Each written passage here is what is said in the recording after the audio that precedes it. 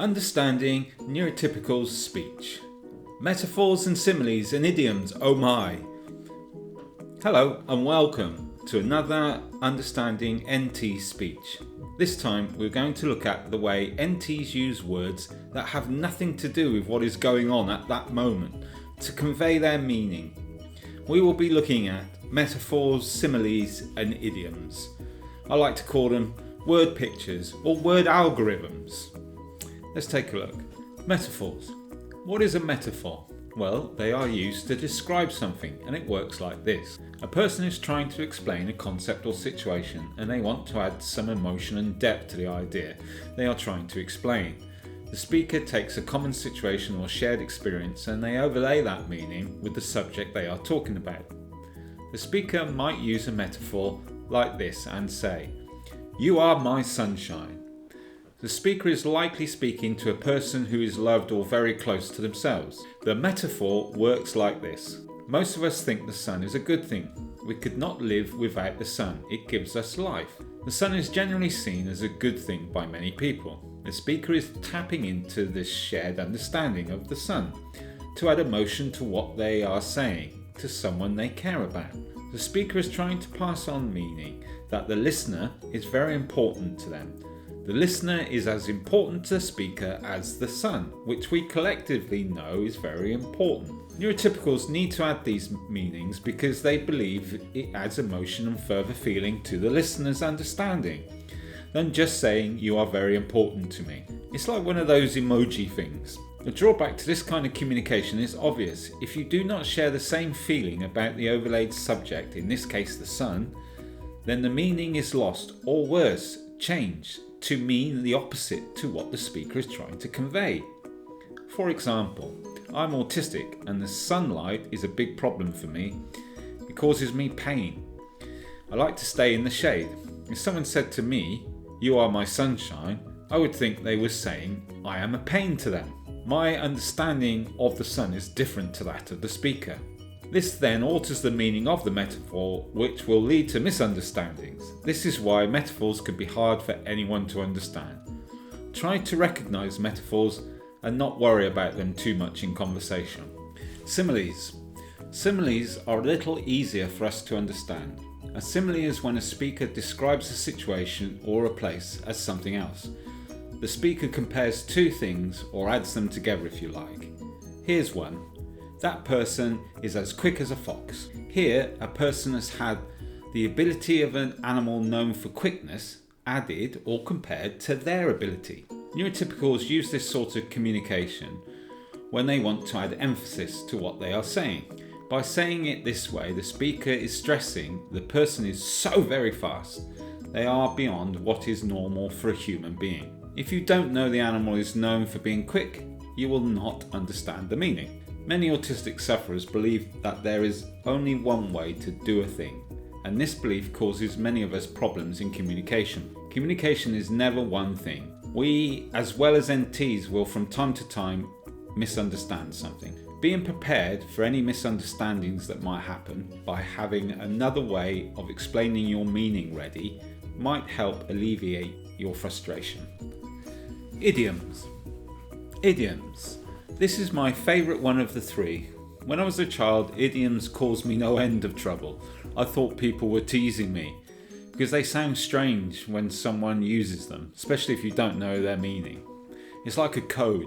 If you don't know it, you will never understand it. This is the same for anyone, not just autistics. These idioms are self-contained little stories which convey a meaning with an example, if you like a little algorithm holding the information in its own package. Because that is really what they are, stories, a shared social understanding of a common event that people have experienced. So they have more of an understanding of the feel attached to the information being conveyed. They can paint a picture in your head of something similar you know well. That picture can be overlaid onto the new subject, helping you understand what it's like without experiencing it. Here is an example. A flash in the pan. This is said to come from when flintlock weapons were in common use. Muskets, if you like. A flintlock is the mechanism that fires the weapon's explosive charge to send the bullet out of the barrel. The old weapons had to be loaded in a long process. The barrel has a charge rammed down its length, and then a wadding is rammed down after the charge. The bullet is rammed down on top of that with a stick known as a ramrod. This is then put away and the musket is levelled, and gunpowder is added to the flintlock on top of the weapon. The flintlock is made up of two things, a flint and striker with a pan to hold the gunpowder. All of this preparation takes time, and there are many processes that have to be completed before the weapon can be fired. When all is ready, the flint will strike, creating a spark, which in turn lights the gunpowder in the pan, which in turn should light the charge in the barrel, which should make a big bang and fires the bullet out of the barrel of the weapon. There is a little hole at the bottom of the pan that leads to the explosive charge in the barrel. The flash is meant to set the charge off and shoot the bullet. Sometimes if the powder has not been added to the pan correctly, you only get a flash of gunpowder and the charge in the barrel is not affected, meaning no big bang, just a little flash. A flash in the pan. After all that effort and anticipation, all you get is a flash and no bang. This paints a picture of a soldier frantically ramming things in and out of the weapon, with people around with their hands over their ears to protect them from the bang, only to get a flash of gunpowder and nothing else. In my head, the soldier always gets black powder on his face and a disappointed look from all the onlookers. But now people can use this situation as a shortcut when communicating a meaning with each other. For example, don't worry about that idea that person had. It was just a flash in the pan. We now know this means the idea caused a lot of trouble and ultimately came to nothing.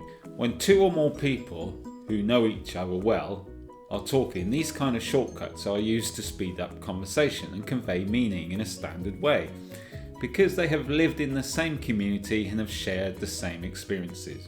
I see idioms like computer algorithms, like little self-contained packages of meaning that only those who know the meaning, which means I'm not stupid if I don't understand. I just don't know the history of this meaning.